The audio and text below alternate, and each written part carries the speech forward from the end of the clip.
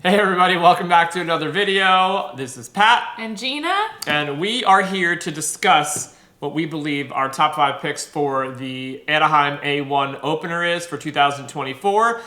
We have a couple different strategies that we're going to present. And if you stick around to the end, we're also going to talk about who we think is going to win the championship. Hey, I'm Gina. And I'm Pat. When I decided to get back on the bike after 5 years without racing, I decided to document the journey. So come along with us as we show you the ins and outs and ups and downs of living the moto life. So I know how excited we all are to kind of get this going. We've been bench racing for a long time, so we're excited to bench race with you. We're also playing on Rocky Mountain Fantasy MX, and we have a group that we started, so we're going to share that info with you as well. So if you want to join our group and see where you stack up, you'll be able to do that too. There'll be a link down below, so you can join our group and kind of get your picks in to see if you are better than us, which there's a good chance you're going to be. So the first thing we're going to talk about is our overall strategy for our picks. So for myself, my strategy is basically just going off of my current knowledge of Supercross. So I've been watching Supercross for about 4 years now, not very long, but I decided not to look at very many stats, not to watch too many of the preview shows, and to just really go based on like gut instinct. You're going with your gut. And my feelings. Going with the gut. That being said, that is my strategy. We're going to see how that does. And my strategy is one of a psychopath who does nothing but wait for every single video like this, whether it's amateur or professional, from someone who is trying to decide or pick what they think is going to happen. And I do think that this season, and we say this every year, but for real, I think most people can agree that this year is nearly impossible to pick. There have been multiple times where I've put somebody in this position and then somebody's like, yeah, what about this person? And you're like, oh, so this person's either in or out of the top 5, and it's been tricky. So I have been diving into every piece of content and every stat, and I don't think I'm any better off. But we definitely have 2 different strategies. Yeah, so let's see what our picks are based on those strategies. All right, so we're going to start off with Gina's 5th place pick. Again, this is on the Rocky Mountain Fantasy app. So this is what we actually have locked in for tomorrow night for A1. Okay, so my 5th place pick is Hunter Lawrence. Woo! And I picked him because, truthfully, I just don't know how he's going to stack up in the 450s, but I do think he's going to be really good. So I put him into my top 5 because I have faith that he's going to do well. Yeah, with Hunter, I think it's one of those things where no one knows what he's going to do, but there's not a lot of pressure on him, and he rides with Jet every single day, and he has an idea of how fast he needs to go to be in the top 5. So it's tricky. You could put him 10th as your wild card, or you could put him 5th. So I think that 5th is a good spot for me. In 5th, I have Cooper Webb, because like for the same reasons, I don't know how he feels on the new Yamaha. I've heard all of the, through my research, I've heard all of the kind of like whispers that he's struggling and he's not who he used to be. He didn't do that great in Paris.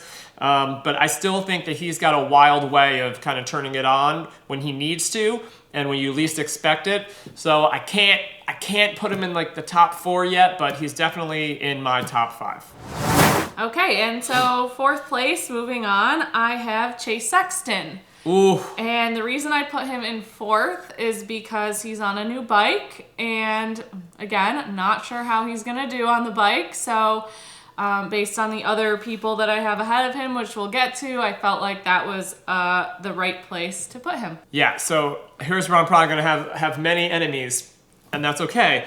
In 4th place, I have Hunter Lawrence because I think he's fast enough to be in the top 4. I don't know if he holds it together for a podium.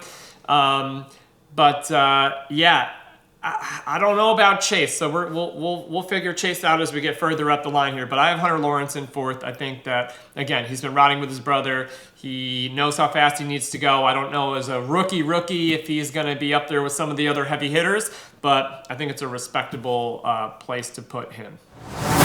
Okay, so moving right along, this one might be controversial, but I have Eli Tomac in 3rd place. So you might be thinking, like, Boo! what do you mean? Isn't he going to win? But I just think coming off an injury, we don't know, again, how he's going to do.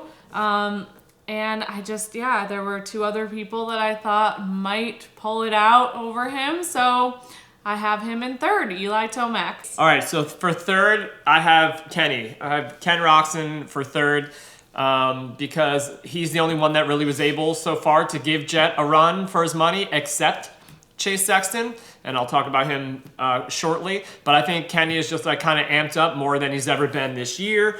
Given his history of coming on really, really strong. Again, this is not for the title, this is for A1. And Ken just has a history of really being an aggressively fast starter in races and in series. So I think he's going to be in the top 3. I think he's going to be third for this Rocky Mountain fantasy pick of mine. I have Ken Roczen taking second for A1. And the reason for that is because I think he has some time now facing Jet, and I think that he knows what he needs to do in order to beat him. And we'll get to, of course, I'm kind of giving away my first place person here, but I think that he is the most likely contender to be able to run up with Jet. So in second place, I have Eli Tomac. Not because I don't absolutely love Eli Tomac, not because I don't think Eli Tomac can or won't try to win A1, but because I'm not even worried about the injury that much because he didn't crash.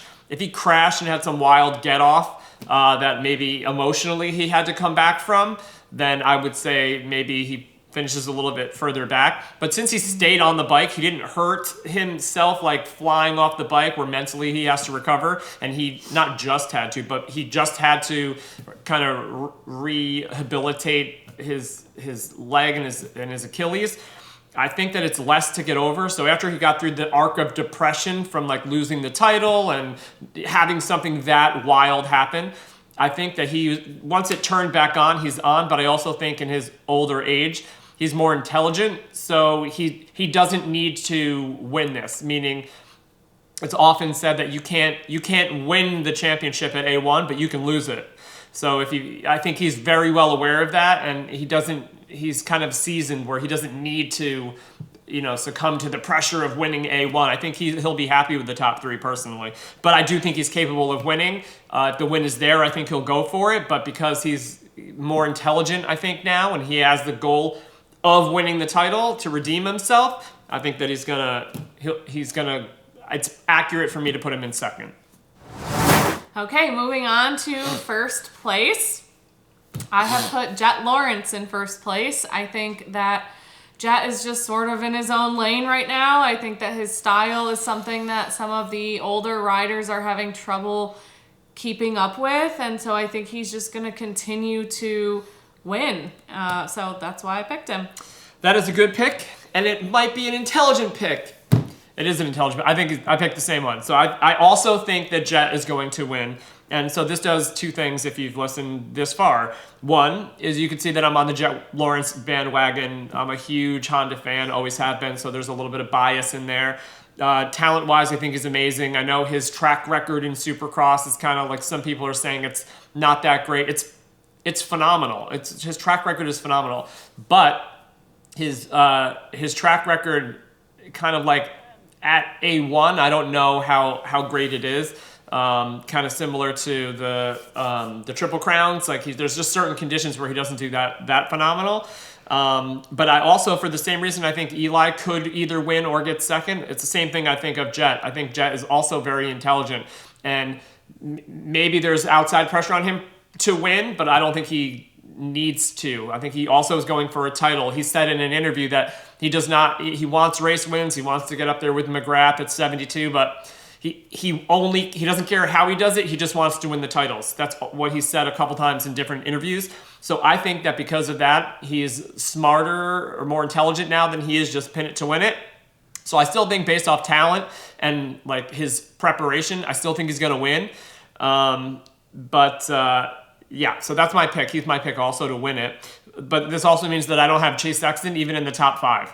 And I feel like I'm going to regret this, but it's one of those things where it's like I'm taking a chance on Hunter Lawrence because I just think he's that good, and he's so far under the radar that there's really no pressure on him. I think all the pressure is on Sexton, and he has such a history with this fear of the front end tucking, or the first time the front end tucks on the KTM, like if he goes over the bars, what's going to happen inside of the world of this human is going to be wild. So I think there's a lot of pressure on him not to even crash or fall over. And I don't know how well he's done under pressure before. I think overall, he's kind of choked a lot when he's been out front or needing to come back. So I don't even have him in my top 5. I think he runs really well. I think he probably is one of the faster qualifiers. I don't think he holds it together for the main with this much pressure and this much talent. So that's our top 5. So for each round of the RM Fantasy Series game that we're playing, they also have a wild card option. So for the Anaheim 1 round, it's 10th place. So we have to choose who we think is going to come in 10th. My wild card 10th place pick is Adam Cianciarulo. And this one's really tricky, but just looking at some of the people I wasn't able to put in the top 5, Cooper Webb, Jason Anderson, Malcolm Stewart, Ferrandis. So I just felt like, based on that and who still hasn't even been in the, top 5, that when you get to around 10th, you would find someone like an Adam Cianciarulo. Yeah, I agree with that. But again, this is almost one you can just kind of shoot a barrel and hit someone that could be in this wild card, because they're all so fast that anybody in our top 5 could be in the wild card. Depends on their start. I don't think you're going to be ripping through the pack at A1. So it depends on so many things that we're just kind of, any guess is as good as anyone else's really for this. I picked Dylan Ferrandis just because I think he's pissed and I think that he has something to prove on the new Honda. And again, I'm Honda biased, so I want him to do well on the Honda, but I've heard everything from he's flying to he's miserable, and I don't know which to pick, but I just have Dylan on there because I feel like he's going to be in the top 10. So that means in my mind, when I think of it, I think Malcolm is going to be 6th. I think Cianciarulo is going to be 7, 8, 9. It could go either way for me, but I picked Dylan in 10th.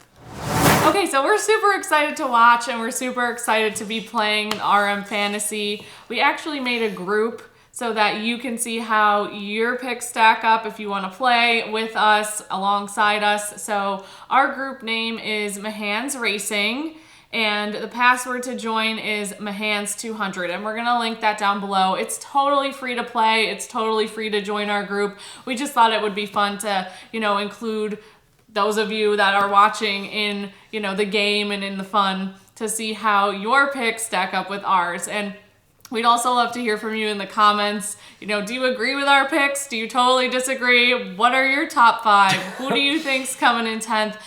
It's super fun to just hear other people's perspectives and what they think. So we'd love to hear from you down below in the comments. So before we get on with telling you who we each think is going to be the champion at the end of the 2024 Supercross Series, we'd like to take a second and really say thank you to all of the sponsors who are helping us on our 2024 motocross dream. So Gina, this is it. This is all for all the marbles. Who do you have to win? This is after 17 rounds. Who do you have to win the 2024 Supercross Championship? My number 1 Supercross champion pick is Jet Lawrence. I just think he is just ready to win it. I think he's consistent. I think he knows that it's about consistency and it's about race by race. And I don't know, I just think he is in a league of his own right now, and he's just going to continue to soar and be number 1.